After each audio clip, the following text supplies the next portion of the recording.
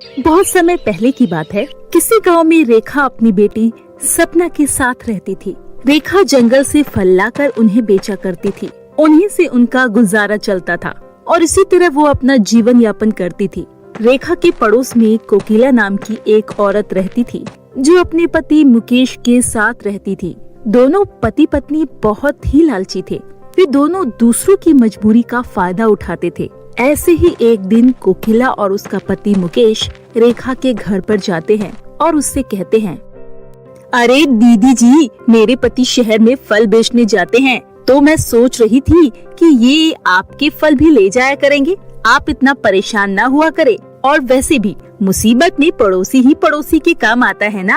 आप बेचारी अबला नारी शहर में अकेली जाती हो। भगवान न करे आपको अगर कुछ हो गया तो आपकी बेटी तो अकेली हो जाएगी ना।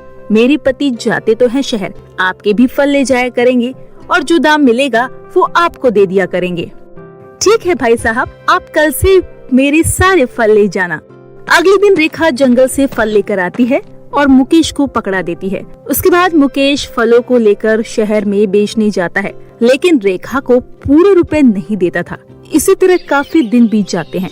अरे भाई साहब, आप फल बहुत ही कम दाम में बेचकर आते हो। अरे भाभी जी, आजकल फलों की डिमांड ही नहीं है। मैं फिर भी कई जगह घूमता हूँ, तब जाकर इतने कम रुपए मिल पाते हैं। अरे दीदी, जितने रुपए मिल रहे हैं उतने में ही शुक्र मनाओ।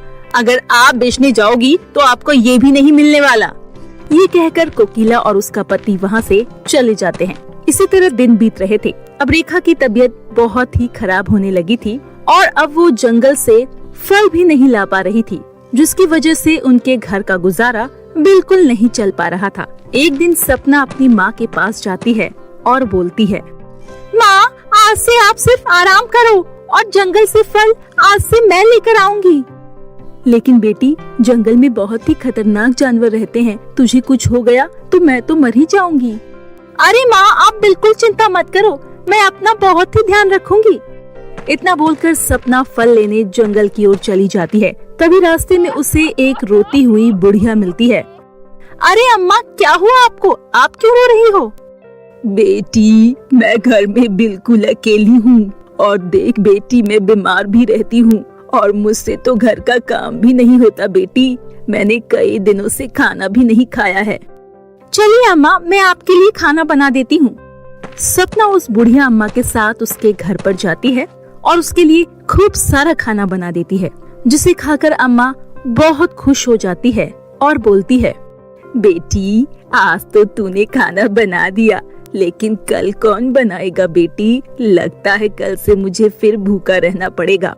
अरे अम्मा, आप बिल्कुल चिंता ना करें, मैं रोज आपके घर पर आकर खाना बना दूंगी। अगले दिन से सपना रोज अम्मा के घर पर खाना बनाने आती थी और खाना बनाने के बाद फल अपने घर ले जाया करती थी। एक दिन अम्मा सपना से कहती है, बेटी, तुमने मेरी बहुत सेवा की है, लेकिन बिटिया, क्या तुम जानती हो, मैं तुम्हारी परीक्षा ले रही थी।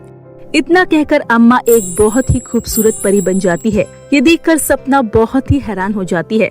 तभी परी कहती है, बिटिया, तुम एक बहुत ही अच्छी और नेक दिल की लड़की हो। चलो बिटिया, मैं तुम्हें कुछ देना चाहती हूँ। उसके बाद परी अपने जादू से सपना को सोने और चांदी की 2 जादुई झरने के पास ले जाती है, जिसमें से एक झरना सोने का और दूसरा झरना चांदी का होता है। बेटी, तुम इन दोनों में से किसी एक झरने में चली जाओ, लेकिन चांदी वाले झरने में तुम्हें सिर्फ उतना ही धन मिलेगा जितना तुम्हें जरूरत है, और वही सोने वाले झरने में तुम्हें खूब सारा धन मिलेगा, जिससे तुम्हें जिंदगी भर कमाने की कोई जरूरत नहीं पड़ेगी। परी की ये बात सुनकर सपना चांदी वाले झरने में चली जाती है और वहाँ से एक छोटा सा बक्सा उठाकर बाहर ले आती है और कहती है, परी जी, मुझे बहुत ज्यादा धन दौलत की कोई जरूरत नहीं है। ये धन दौलत तो मैं पढ़ लिख कर भी कमा सकती हूँ। मुझे बस इतना चाहिए जिससे मेरा और मेरी माँ का गुजारा चल सके। वाह बेटिया, तुम बिल्कुल भी लालची नहीं हो। मैं तुमसे बहुत खुश हुई। तुम इस परीक्षा में सफल रही। बिटिया, जो तुम्हें बक्सा मिला है वो कभी धन दौलत से खाली नहीं होगा। आओ बिटिया, मैं तुम्हें तुम्हारे घर छोड़ देती हूँ। परी के इतना कहते ही परी अपने जादू से सपना को उसके घर ले जाती है और परी वहाँ से चली जाती है। घर जाकर सपना अपनी माँ को सारी बातें बता देती है। अब दोनों माँ बेटी एक बहुत ही अच्छा घर बना लेती है और आराम की जिंदगी जीने लगती है। सपना भी अब एक बहुत ही अच्छे स्कूल में जाने लगी थी और मन लगाकर पढ़ाई करने लगी थी। दूसरी तरफ कोकिला और उसका पति मुकेश रेखा के पास इतना धन देखकर बुरी तरह जलने लगते हैं। अरे सुनो जी, इन भिखारियों के पास अचानक से इतना धन कहाँ से आ गया? अरे इन्हें देखो तो, ये रातों रात इतने अमीर कैसे हो गए?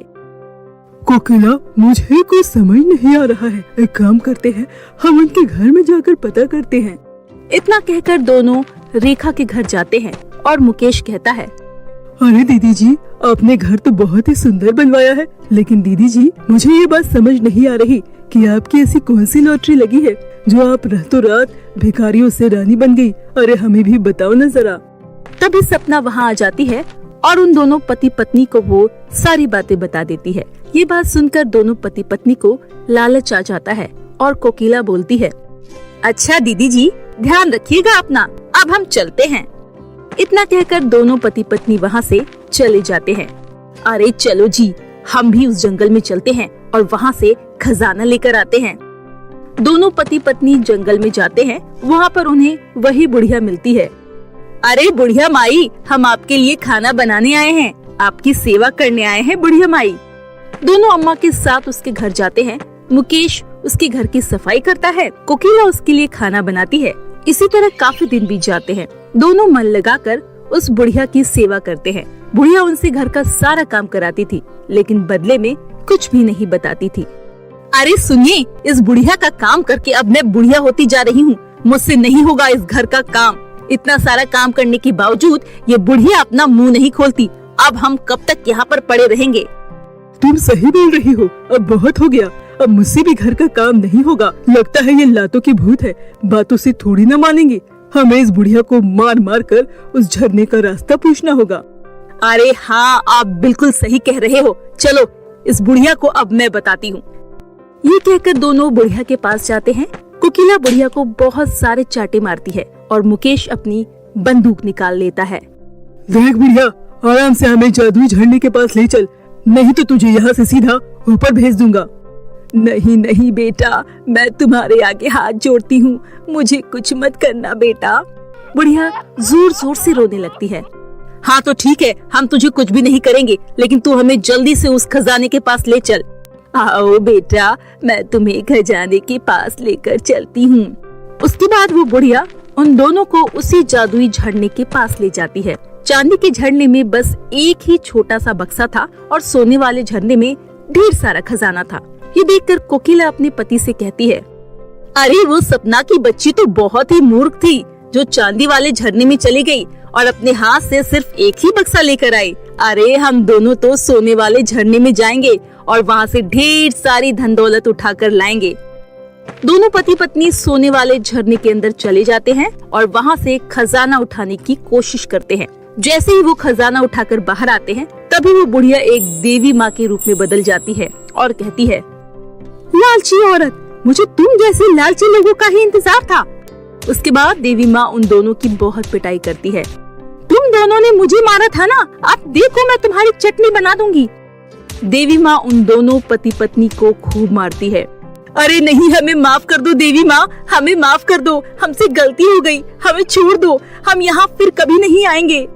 देवी माँ उन दोनों को अपने जादू से अपनी जादुई गुफा में ले जाती है और सदा के लिए उन्हें बंदी बना लेती है। अब तुम जिंदगी भर इसी गुफा में कैद रहोगे। उसके बाद से वो दोनों हमेशा के लिए उस गुफा में बंद हो जाते हैं। दूसरी तरफ रेखा और उसकी बेटी सपना खुशी खुशी अपना जीवन जीने लगते हैं।